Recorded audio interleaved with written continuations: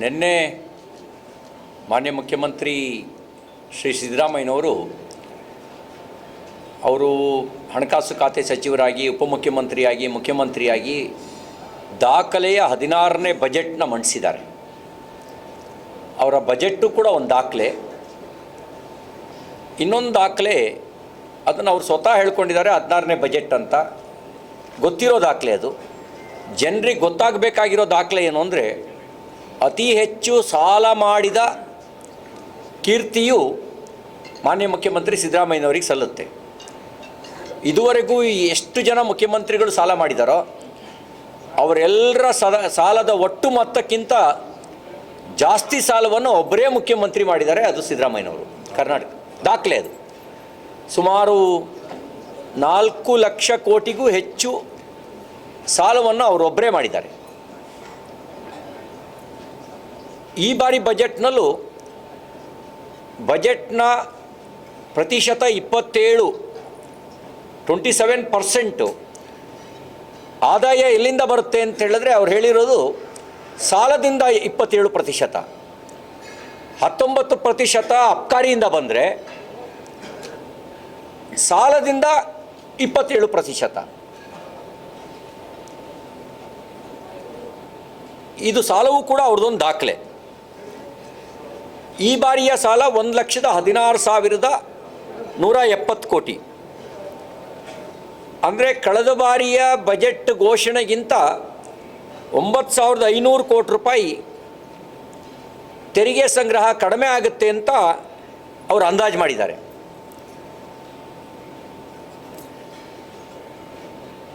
ಮೂಲಸೌಕರ್ಯದ ಹೂಡಿಕೆಗೆ ಉತ್ತೇಜನ ಕೊಟ್ಟಿದ್ದರೆ ತೆರಿಗೆ ಸಂಗ್ರಹ ಯಾವತ್ತೂ ಕಡಿಮೆ ಆಗ್ತಿರಲಿಲ್ಲ. ಬೆಲೆ ಏರಿಕೆಯ ನಂತರವೂ ಕೂಡ ತೆರಿಗೆ ಸಂಗ್ರಹ ಕಡಿಮೆ ಆಗಿದೆ ಅಂತ ಹೇಳಿದ್ರೆ ಭಾಳ ಗಂಭೀರವಾಗಿ ಆಲೋಚನೆ ಮಾಡಬೇಕು. ಕಳೆದ ವರ್ಷ 3,22,000 ಕೋಟಿ ರೂಪಾಯಿನ ನಾವು ವೆಚ್ಚ ಮಾಡ್ತೀವಿ ಅಂತ ಹೇಳಿದರು. ವೆಚ್ಚ ಅಂತ ಹೇಳಿದ್ರೆ ಅದು ಕಮಿಟೆಡ್ ಎಕ್ಸ್ಪೆಂಡಿಚರ್ ಮತ್ತು ಬಂಡವಾಳ ಹೂಡಿಕೆ, ಮೂಲಸೌಕರ್ಯದ ಅಭಿವೃದ್ಧಿ ಹೂಡಿಕೆ ಸೇರಿ 3,22,000 ಕೋಟಿ ಹೇಳಿದರು. ಇದುವರೆಗೂ ಖರ್ಚಾಗಿರೋದು ಕೇವಲ 1,75,000 ಕೋಟಿ. ಮಾರ್ಚ್ 31ಕ್ಕೆ ಇನ್ನು 23 ದಿನ ಇದೆ. 23 ದಿನದಲ್ಲಿ 1,46,000 ಕೋಟಿ ಖರ್ಚು ಮಾಡೋಕ್ಕೆ ಸಾಧ್ಯನಾ? ನಾನು ಅವರಿಗೆ ಕೇಳ್ತಿರುವಂಥ ಪ್ರಶ್ನೆ, ನೀವು ಇದುವರೆಗೂ ಖರ್ಚು ಮಾಡಿರೋದು ಬಜೆಟ್ನಲ್ಲಿ ಘೋಷಣೆ ಆಗಿದ ಪ್ರತಿಶತ 55% ಖರ್ಚು ಮಾಡಿದ್ದೀರಿ. ಇನ್ನು ಒಂದು ತಿಂಗಳಲ್ಲಿ ಪ್ರತಿಶತ 45 ಖರ್ಚು ಮಾಡೋಕ್ಕೆ ಸಾಧ್ಯನಾ? ಆಮೇಲೆ ಇವರು ಬಂದ ಮೇಲೆ ಯಾವ್ಯಾವ ಬೆಲೆ ಏರಿಸಿದ್ರು? ಆಸ್ತಿ ನೋಂದಣಿ ಶುಲ್ಕ 600% ಏರಿಕೆ ಮಾಡಿದ್ರು. ಪ್ರಾಪರ್ಟಿ ಗೈಡೆನ್ಸ್ ವ್ಯಾಲ್ಯೂ ಅಂದರೆ ಆಸ್ತಿ ಮಾರ್ಗದರ್ಶನ ಮೌಲ್ಯ 30% ಹೆಚ್ಚಳ ಮಾಡಿದ್ರು. ವಾಹನ ನೋಂದಣಿ ಶುಲ್ಕ 10% ಹೆಚ್ಚಳ ಮಾಡಿದ್ರು. ಆಸ್ಪತ್ರೆ ಸೇವಾ ಶುಲ್ಕ, ಹಾಸ್ಪಿಟ್ಲು ಬಿಡಲಿಲ್ಲ ಇವರು, ಅದು ಸರ್ವಿಸ್ ಸೆಕ್ಟ್ರು. ಇಲ್ಲೆಲ್ಲ ರವಿ ಪಾಟೀಲ್ ಇದ್ರಲ್ಲ, ಸರ್ವಿಸ್ ಸೆಕ್ಟ್ರು, ಅಲ್ಲಿಗೂ 5% ಸೆಸ್ ಹಾಕಿದ್ದಾರೆ. ಸರ್ಕಾರಿ ಕಾಲೇಜಿಗೂ 10% ಸೆಸ್ ಜಾಸ್ತಿ ಮಾಡಿದ್ರು ಶುಲ್ಕ. ಬೆಂಗಳೂರು ಮೆಟ್ರೋ ದರ 50% ಏರಿಕೆ ಆಯಿತು. ಎಲೆಕ್ಟ್ರಿಕ್ ವಾಹನ ಬೇರೆ ರಾಜ್ಯಗಳು ಉತ್ತೇಜನ ಕೊಡ್ತಾ ಇದ್ದಾವೆ, ನಮ್ಮ ರಾಜ್ಯದಲ್ಲಿ ಎಲೆಕ್ಟ್ರಿಕ್ ವಾಹನ ತೆರಿಗೆನೂ 10% ಹೆಚ್ಚಳ ಮಾಡಿದ್ರು. ವಿದ್ಯುತ್ ದರ 14.5% ಹೆಚ್ಚಳ ಮಾಡಿದ್ರು. ನೀರಿನ ಸುಂಕ, ವಾಟರ್ ಟ್ಯಾಕ್ಸ್, ಅದನ್ನು 30% ಹೆಚ್ಚಳ ಮಾಡಿದ್ರು. ಪ್ರಾಪರ್ಟಿ ಟ್ಯಾಕ್ಸ್, ಆಸ್ತಿ ತೆರಿಗೆ 25% ಹೆಚ್ಚಳ ಮಾಡಿದ್ರು. ರೈತ ಬಿತ್ತನೆ ಮಾಡ್ತಕ್ಕಂಥ ಬಿತ್ತನೆ ಬೀಜದ ಬೆಲೆಯನ್ನು 60% ಹೆಚ್ಚಳ ಮಾಡಿದ್ರು. ಬಿಯರ್ ಬೆಲೆ 4 ಬಾರಿ ಜಾಸ್ತಿ ಆಯಿತು, 45%. ಹಾಲಿನ ಬೆಲೆ 15% ಹೆಚ್ಚು ಮಾಡಿದ್ರು. ಮತ್ತೂ ಹೆಚ್ಚು ಮಾಡ್ತೀವಿ ಅಂತ ಹೇಳ್ತಾ ಇದ್ದಾರೆ. ಮತ್ತು 5 ರೂಪಾಯಿ ಫರ್ ಲೀಟರ್ ಹೆಚ್ಚು ಮಾಡ್ತೀವಿ ಅಂತ ಹೇಳ್ತಾ ಇದ್ದಾರೆ. ಪೆಟ್ರೋಲ್ ಡೀಸೆಲ್ ಮೇಲೆ 3 ರೂಪಾಯಿ ಸೆಸ್ ಹಾಕಿದರು. ಇಷ್ಟೆಲ್ಲ ಆದ ನಂತರವೂ ಕೂಡ 10,000 ಕೋಟಿ ತೆರಿಗೆ ಸಂಗ್ರಹದಲ್ಲಿ ಕೋತ. ಇಷ್ಟೆಲ್ಲ ತೆರಿಗೆ ಏರಿಸಿದ ನಂತರನೂ ನಾನು ಮುಖ್ಯಮಂತ್ರಿಗಳಿಗೆ ಕೇಳೋಕ್ಕೆ ಬಯಸೋದು, ಸಾಲ ಮಾಡಿ ತುಪ್ಪ ತಿನ್ನಬೇಕು ಅನ್ನೋದು ಚಾರುವಾಕ ನೀತಿಯಾಗಿತ್ತು. ನೀವು ಸಾಲ ಮಾಡಿದ್ದೀರಿ, ತುಪ್ಪ ಯಾರಿಗೆ ಕೊಟ್ಟಿದ್ದೀರಿ? ಬೆಲೆ ಏರಿಕೆ ಬರೆಯನ್ನು ಎಲ್ಲರ ಮೇಲೂ ಹೇರಿದ್ದೀರಿ, ತುಪ್ಪ ಯಾರು ತಿಂತಾ ಇದ್ದಾರೆ ನಿಮ್ಮ ಸರ್ಕಾರದಲ್ಲಿ? ಸಾಲ ಏರಿಕೆ ಆಗ್ತಾ ಇದೆ, ತುಪ್ಪ ಯಾರು ತಿಂತಾ ಇದ್ದಾರೆ? ಭಾಳ ಗಂಭೀರವಾಗಿ ಆಲೋಚಿಸಬೇಕಾಗಿರೋದು. ಕಮಿಟೆಡ್ ಎಕ್ಸ್ಪೆಂಡಿಚರು, ಬದ್ಧತಾ ವೆಚ್ಚ 250 ಅಂದರೆ 250 ಲಕ್ಷ ಕೋಟಿ ರೂಪಾಯಿ ಏರಿಕೆಯಾಗಿದೆ. ಅಂದರೆ 2.5 ಲಕ್ಷ ಕೋಟಿ ರೂಪಾಯಿಗೂ ಹೆಚ್ಚಿಗೆ ಆಗಿದೆ. 2.5 ಲಕ್ಷ, 250 ಲಕ್ಷ, 2.5 ಲಕ್ಷ ಕೋಟಿ ರೂಪಾಯಿಗೂ ಹೆಚ್ಚಳ ಆಗಿದೆ ಬದ್ಧತಾ ವೆಚ್ಚ. ಇದನ್ನು ಯಾವ ಆರ್ಥಿಕ ತಜ್ಞರು ಸಮರ್ಥನೆ ಮಾಡಲಿಕ್ಕಾಗತ್ತೆ? ಇನ್ನು ಈ ಬಾರಿ ಬಜೆಟ್ನಲ್ಲಿ ಕೆಲವರಿಗೆ ಖುಷಿಯಾಗಿದೆ. ನಾನು AICC ಅಧ್ಯಕ್ಷರಿಗೆ ಮತ್ತು KPCC ಅಧ್ಯಕ್ಷರಿಗೆ ಪ್ರಶ್ನೆ ಮಾಡಲಿಕ್ಕೆ ಬಯಸ್ತೇನೆ, ಇದು ಕಾಂಗ್ರೆಸ್ ಬಜೆಟ್ಟೋ ಮುಸ್ಲಿಂ ಲೀಗ್ ಬಜೆಟ್ಟೋ?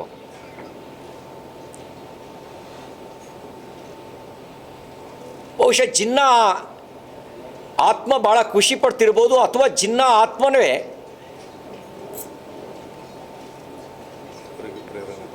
ಇವರಿಗೆ ಪ್ರಚೋದನೆ ಕೊಟ್ಟಿರ್ಬೋದು ಅಂತ ಅನಿಸುತ್ತೆ ಸಿದ್ದರಾಮಯ್ಯನವರಿಗೆ. ಯಾಕೆಂದರೆ ನೋಡಿ, ಸರ್ಕಾರಿ ಗುತ್ತಿಗೆಯಲ್ಲಿ ಮೀಸಲಾತಿ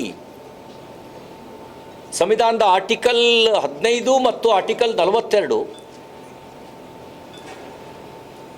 SC ST ಮೀಸಲಾತಿಯನ್ನು ಸಮರ್ಥಿಸುತ್ತೆ.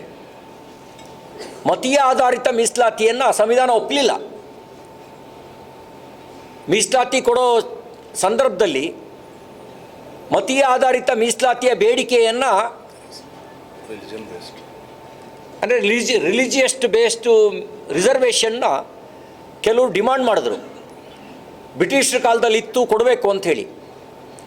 ಭಾಳ ಸ್ಪಷ್ಟವಾಗಿ ಸಂವಿಧಾನ ರಚನಾ ಸಭೆ ನಿರಾಕರಿಸ್ತು, ಕಾರಣನೂ ಕೊಡ್ತು. ನೀವು ಮತೀಯ ಆಧಾರದಲ್ಲಿ ದೇಶ ಹೊಡೆದ್ರಿ, ನಿಮ್ಮ ಜೊತೆ ಹೊಂದಾಣಿಕೆ ಮಾಡ್ಕೊಂಡು ಬದುಕೋಕ್ಕಾಗಲ್ಲ ಅಂತ ಬೇರೆ ದೇಶ ತಗೊಂಡ್ರಿ, ಮತ್ತೆ ಮತೀಯ ಆಧಾರದ ಮೀಸಲಾತಿ ಕೇಳ್ತಾ ಇದ್ದೀರಿ ಅಂತ ಹೇಳಿದ್ರೆ ಅದು ಅರ್ಥಹೀನ ಅಂಥೇಳಿ ಭಾಳ ಸ್ಪಷ್ಟವಾಗಿ ನಿರಾಕರಿಸಿದರು. ಇವರು ವೋಟ್ ಬ್ಯಾಂಕ್ ರಾಜಕಾರಣಕ್ಕೆ ಮತ್ತೆ ಮತೀಯ ಆಧಾರಿತ ಮೀಸಲಾತಿ ಘೋಷಣೆ ಮಾಡಿ ಅದರ ಮುಂದುವರಿಕೆ ಭಾಗವಾಗಿ ಗುತ್ತಿಗೆದಾರರಲ್ಲೂ 2 ಕೋಟಿಯವರೆಗೆ ಸರ್ಕಾರಿ ಗುತ್ತಿಗೆಯಲ್ಲೂ ಮುಸಲ್ಮಾನರಿಗೆ ಮೀಸಲಾತಿ ಕೊಡಲಿಕ್ಕೆ ಘೋಷಣೆ ಮಾಡಿದ್ದಾರೆ. ಇದು ಕಾಂಗ್ರೆಸ್ನ ಕಮ್ಯುನಲ್ ಪೊಲಿಟಿಕ್ಸ್ನ ತೋರಿಸುತ್ತೆ, ಕೋಮುವಾದಿ ರಾಜಕಾರಣವನ್ನು ತೋರಿಸುತ್ತೆ. ಅದಕ್ಕೆ ನಾನು ಹೇಳಿದೆ, ಇದು ಮುಸ್ಲಿಂ ಲೀಗ್ ಬಜೆಟ್ಟೋ ಕಾಂಗ್ರೆಸ್ ಬಜೆಟ್ಟೋ ಅಂಥೇಳಿ. ಮುಸ್ಲಿಮರ ಸರಳ ಮದುವೆಗೆ 50,000. ಯಾಕೆ? ಓಟ್ ತಗೊಳ್ಬೇಕಾದ್ರೆ ಮಾತ್ರ ನಿಮಗೆ ಹಿಂದೂ ಬೇಕಾ? ನಾನು ಹಿಂದೂ ಅಲ್ವಾ ಅಂತ ಹೇಳ್ತಾ ಇದ್ರಿ. ನಾನು KPCC ಅಧ್ಯಕ್ಷರಿಗೆ ಕೇಳ್ತೀನಿ, ಹಿಂದುವಾಗಿ ಹುಟ್ಟಿದ್ದೀನಿ, ಹಿಂದುವಾಗಿ ಬದುಕ್ತಾ ಇದ್ದೀನಿ, ಹಿಂದುವಾಗಿ ಸಾಯ್ತೀನಿ ಅಂತ ಹೇಳಿದ್ರಿ. ನಿಮ್ಮ ಬಜೆಟ್ನಲ್ಲಿ ಎಲ್ಲಿ ಹಿಂದೂಗಳಿಗೆ? ವಕ್ಫ್ ಕಬರ್ಸ್ಥಾನಗಳ ಮೂಲ ಸೌಕರ್ಯಕ್ಕೆ 150 ಕೋಟಿ. ಅರೆ ಸ್ವಾಮಿ, ಎಷ್ಟೋ ಊರುಗಳಲ್ಲಿ ಸ್ಮಶಾನವೇ ಇಲ್ಲ, ಸಾರ್ವಜನಿಕ ಸ್ಮಶಾನವೇ ಇಲ್ಲ. ಮೊದಲು ಸ್ಮಶಾನ ಕೊಡ್ರಿ. ನೀವು ಕಬರ್ಸ್ಥಾನ್ ಕಾಂಪೌಂಡ್ ನಿರ್ಮಾಣಕ್ಕೆ 150 ಕೋಟಿ. ಅಂದರೆ ನಿಮಗೆ ಉಳಿದ ಸ್ಮಶಾನಗಳನ್ನು ರಕ್ಷಣೆ ಮಾಡಬೇಕು, ಕಾಂಪೌಂಡ್ ಕಟ್ಟಬೇಕು ಅಂತ ನಿಮಗೆ ಅನ್ನಿಸ್ಲಿಲ್ವಾ? ಮುಸ್ಲಿಮರ ಸಾಂಸ್ಕೃತಿಕ ಕಾರ್ಯಕ್ರಮಕ್ಕೆ 50 ಲಕ್ಷ. ಮುಸ್ಲಿಮರು ಅತಿ ಹೆಚ್ಚು ವಾಸಿಸುವ ಪ್ರದೇಶಗಳಲ್ಲಿ ITI ಸ್ಥಾಪನೆ. ಯಾಕೆ ಪಾಕಿಸ್ತಾನ ಕೊಟ್ಟು ಸಾಕಾಗಿಲ್ವಾ? KEA ಅಡಿಯಲ್ಲಿ ಮುಸ್ಲಿಂ ವಿದ್ಯಾರ್ಥಿಗಳಿಗೆ 50% ಶುಲ್ಕ ಕಡಿತ. ಅತಿ ಹೆಚ್ಚು 5 ಲಕ್ಷ ರೂಪಾಯಿ ಇಲ್ಲ 50% ಶುಲ್ಕ ಕಡಿತ.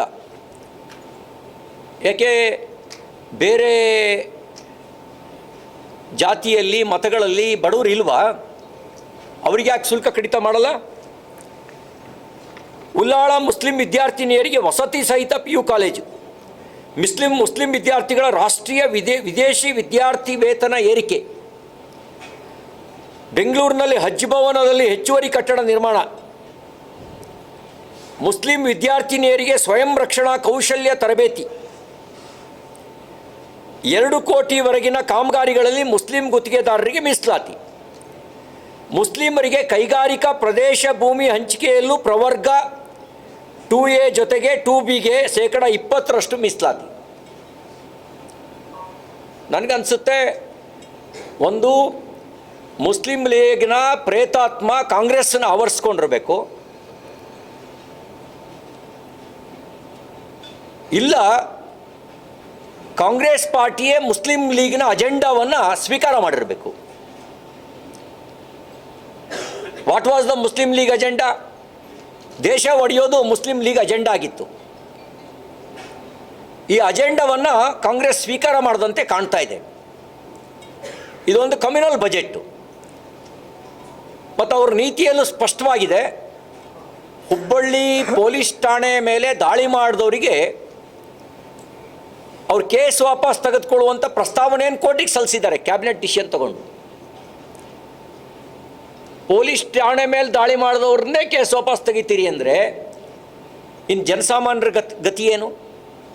ಅಂದರೆ ಈ ಮೂಲಕ ಕಮ್ಯುನಲ್ ಮತ್ತು ಕ್ರಿಮಿನಲ್ ರಾಜಕಾರಣಕ್ಕೆ ಪ್ರೋತ್ಸಾಹವನ್ನು ಕಾಂಗ್ರೆಸ್ ಕೊಡ್ತಾ ಇದೆ ಅಂಥೇಳಿ ಅನಿಸುತ್ತೆ. ಹೆಚ್ಚುವರಿ ಉರ್ದು ಶಾಲೆಗಳ ನಿರ್ಮಾಣಕ್ಕೆ ಉತ್ತೇಜನಕ್ಕಾಗಿ 100 ಕೋಟಿ, ಅಲ್ಪಸಂಖ್ಯಾತರ ಕಾಲೋನಿಗಳು ಮತ್ತು ಅಲ್ಪಸಂಖ್ಯಾತರ ಬಡಾವಣೆ ಅಭಿವೃದ್ಧಿಗೆ 1000 ಕೋಟಿ. ಬಜೆಟ್ನಲ್ಲೇನು ಪ್ರಸ್ತಾಪ ಮಾಡಿಲ್ಲ. ಇಲ್ಲ,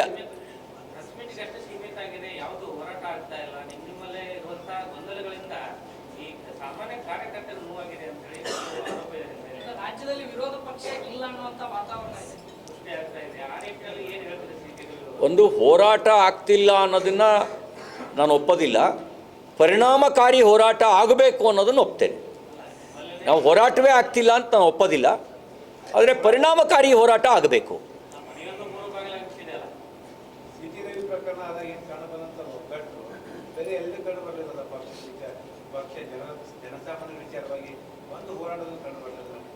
ಈ ಎಲ್ಲ ವಿಷಯವನ್ನು ಪಕ್ಷದ ವೇದಿಕೆಯಲ್ಲಿ ಚರ್ಚೆ ಮಾಡಿ ಎಲ್ಲರನ್ನೂ ಒಗ್ಗಟ್ಟಲ್ಲಿ ತಗೊಂಡೋಗುವಂಥ ಪ್ರಾಮಾಣಿಕ ಪ್ರಯತ್ನ ಮಾಡಿ ನಾವು ಕೇವಲ ವ್ಯಕ್ತಿಗತ ಆಕಾಂಕ್ಷೆಗಳ ಈಡೇರಿಸ್ಕೊಳ್ಳೋದಕ್ಕೆ ನಮ್ಮ ಹಿರಿಯರು ಭಾರತೀಯ ಜನತಾ ಪಾರ್ಟಿನ ಕಟ್ಟಿಲ್ಲ. ತಾತ್ವಿಕ ಉದ್ದೇಶ ಇದೆ, ಅದು ಹಿಂದುತ್ವ, ರಾಷ್ಟ್ರ ಮೊದಲು ಅನ್ನೋ ತತ್ವ. ಮತ್ತು ಅಧಿಕಾರ ಸಾಧನ ಆಗಬೇಕು ಜನಸಾಮಾನ್ಯರ ಕಲ್ಯಾಣ ಮಾಡೋದಕ್ಕೆ ಅಂಥೇಳಿ ಬಯಸಿ ಆ ರೀತಿಯಲ್ಲಿ ಮೇಲ್ಪಂಕ್ತಿಯನ್ನು ಹಾಕ್ಕೊಟ್ಟಿದ್ರು. ನಾವು ಆ ನಿಟ್ಟಿನಲ್ಲಿ ಪಕ್ಷವನ್ನು ಗಟ್ಟಿಗೊಳಿಸುವುದು ಅನಿವಾರ್ಯ. ನಾವೆಲ್ಲರನ್ನೂ ಈ ರೀತಿ ಒಂದು ಪ್ರಾಮಾಣಿಕ ಪ್ರಯತ್ನ ಮಾಡಿ ಒಟ್ಟಿಗೆ ತೊಗೊಂಡೋಗೋ ಪ್ರಯತ್ನ ಮಾಡ್ತೀವಿ. ಇಲ್ಲದೇ ಇದ್ದರೆ ನೋಡಿ, ಅವ್ರ ನೀತಿ ಭಾಳ ಸ್ಪಷ್ಟ ಇದೆ. ಮುಸಲ್ಮಾನರನ್ನ ಓಲೈಸ್ಕೊಳ್ಳೋದು, ಹಿಂದೂಗಳನ್ನು ಹೊಡೆಯೋದು ಕಾಂಗ್ರೆಸ್ ನೀತಿ. ನಾವು ಅದಕ್ಕೆ ಅವಕಾಶ ಕೊಡಬಾರ್ದು. ಅದಕ್ಕೆ ನೀವೇನು ಭಾವನೆ ವ್ಯಕ್ತಪಡಿಸಿದ್ರಿ ಆ ಭಾವನೆಯನ್ನು ಅರ್ಥ ಮಾಡಿಕೊಂಡು ಎಲ್ಲರನ್ನೂ ಒಟ್ಟುಗೂಡಿಸುವಂಥ ಪ್ರಾಮಾಣಿಕ ಪ್ರಯತ್ನ ಮಾಡ್ತೀವಿ.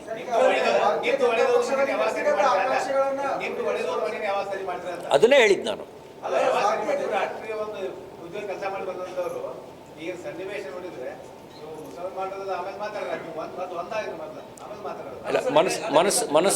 ಮನಸ್ಸನ್ನು ಒಟ್ಟುಗೂಡಿಸೋ ಕೆಲಸ ಮಾಡಬೇಕು, ಖಂಡಿತ ಮಾಡ್ತೀವಿ.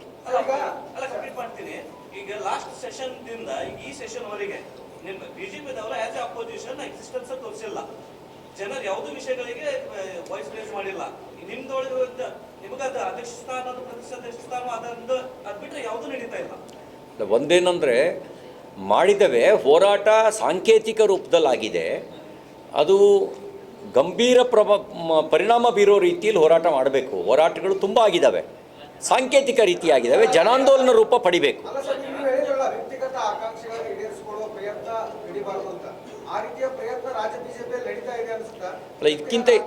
ಇದಕ್ಕಿಂತ ಹೆಚ್ಚಿನದನ್ನು ನಾನು ಏನು ಹೇಳಕ್ಕೆ ಬಯಸಲ್ಲ. ಯಾಕೆಂದರೆ ನಾನು ಉರಿಯೋ ಬೆಂಕಿಗೆ ತುಪ್ಪ ಸುರಿಯೋದು ನನ್ನ ಕೆಲಸ ಅಲ್ಲ.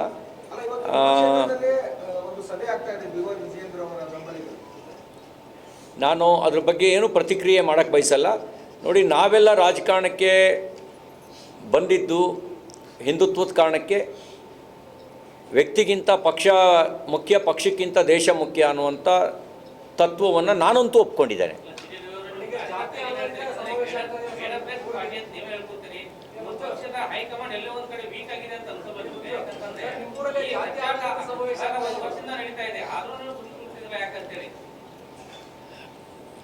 ಕೆಲವೊಮ್ಮೆ ಬಿ ಪಿ ಶುಗರು ಕಂಟ್ರೋಲ್ ಮಾಡಿಕೊಂಡು ಡಾಕ್ಟ್ರ್ ಆಪ್ರೇಷನ್ ಮಾಡ್ತಾರೆ. ಆಪ್ರೇಷನ್ ಮಾಡೋದೇ ಡಾಕ್ಟ್ರ್ ಉದ್ದೇಶ ಅಲ್ಲ. ಡಾಕ್ಟ್ರ್ ಉದ್ದೇಶ ಪೇಷಂಟ್ನ ಬದುಕಿಸ್ಬೇಕು ಅನ್ನೋದು ಡಾಕ್ಟ್ರ್ ಉದ್ದೇಶ. ಕೆಲವೊಮ್ಮೆ ಬಿ ಪಿ ಶುಗರ್ ಜಾಸ್ತಿ ಇದೆ ಅಂದಾಗ 4 ದಿನ ಆಪ್ರೇಷನ್ ಪೋಸ್ಟ್ಪೋನ್ ಮಾಡ್ತಾರೆ. ಅಂದರೆ ಅದರ ಹಂಗಂತ ಅರ್ಥ ಪೇಷಂಟ್ ಸಾಯಬೇಕು ಅಂತಲ್ಲ, ಆಪ್ರೇಷನ್ ಮಾಡೋದ್ರಿಂದ ತೊಂದರೆ ಆಗಬಾರ್ದು ಅಂತ ಹೇಳಿ.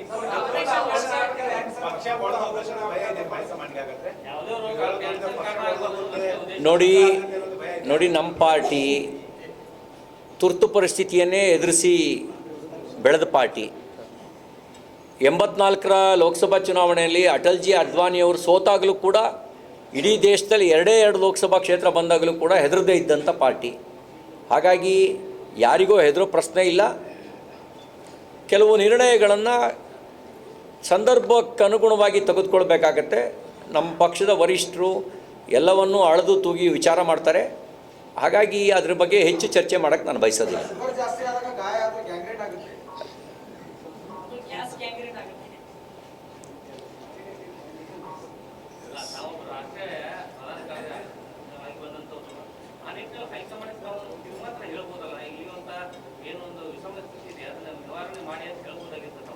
ನಾವು ಏನು ಹೇಳ್ತೀವೋ ಎಲ್ಲವನ್ನು ಮಾಧ್ಯಮದ ಮುಂದೆನೇ ಹೇಳಲ್ಲ.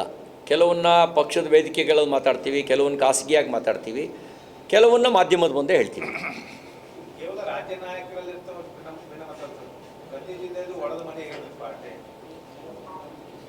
ನಿಮ್ಮ ಕಳಕಳಿಯನ್ನು ಅರ್ಥ ಮಾಡ್ಕೊಂಡಿದ್ದೀನಿ.